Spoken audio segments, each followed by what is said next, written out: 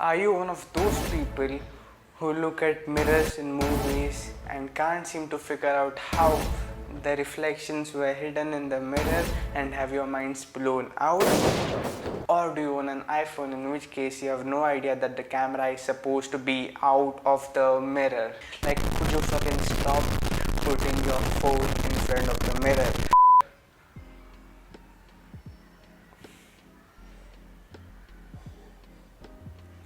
I've always been that kind of guy that whenever I see mirrors in movies, I keep on finding reflections in it. Is that reflection? Is that reflection? Is that reflection? Is a moment? So in this video, we're gonna talk about how filmmakers actually hide the reflections of their cameras in mirrors.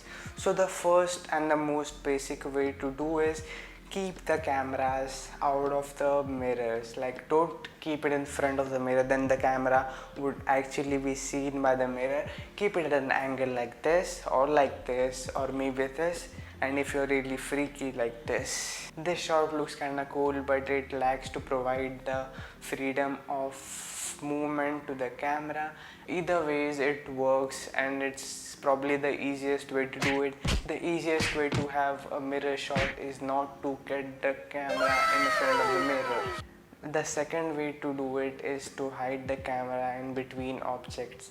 You know how they do it in those shady hotel rooms? You could do exactly like it. I mean, it could work sometimes, but let's be real, it's not the best way to do it. Imagine having a 2-3 kilos red camera and hiding it behind some flower pot or I don't know, picture frame. Even though it could work for some people, it's not the best way out. The third way is where it gets interesting. Okay, imagine for some reason you need to get a shot from exactly front of the mirror. So what do? Here's where the tilt shift camera comes in handy. Now, what is a tilt shift lens? Simply stated, a tilt shift lens is a lens in which the optics can be tilted and or shifted in relation to the image sensor. Tilt shift lenses also rotate to allow the lens to tilt and or shift in a wide range of directions. Now you may ask, why does it matter to us? How is it gonna help us taking the mirror shots? Well, as the name suggests, the lens on this camera can be moved left or right individually without having to move the whole entire camera. So you could place the lens right beside the mirror and get a front facing shot without having the camera in the mirror. The only drawback to it is these lenses are a bit more expensive and you wouldn't be using it too often. So it's probably not the best investment you do unless you're like an architect or something. For them, it's like super useful. To know more about why it's useful for architects and know more things about the lens in general, check out the video in the description down below. The fourth way it could be done is digitally painting out the camera. This used to be really hard to do back in the day, but now it is like the most basic types of visual effect and could be pulled off in user-friendly softwares like After Effects itself. This technique is prominently used nowadays because it's the most efficient and less stressful way of doing it. Before leaving, I want to talk about a really interesting way it has been done in Terminator 2.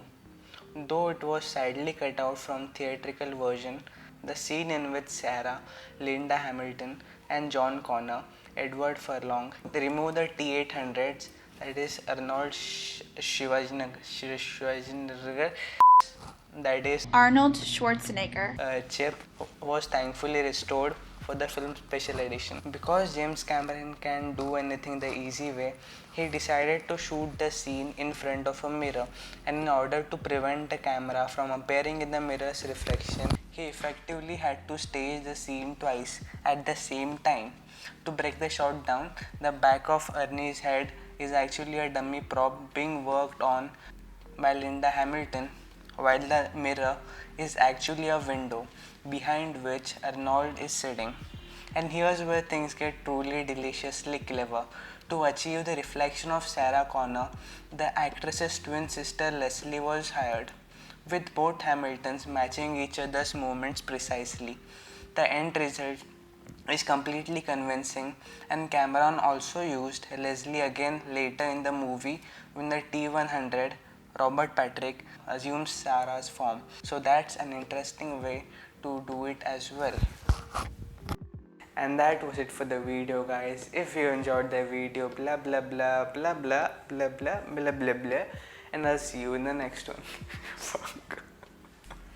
Shit.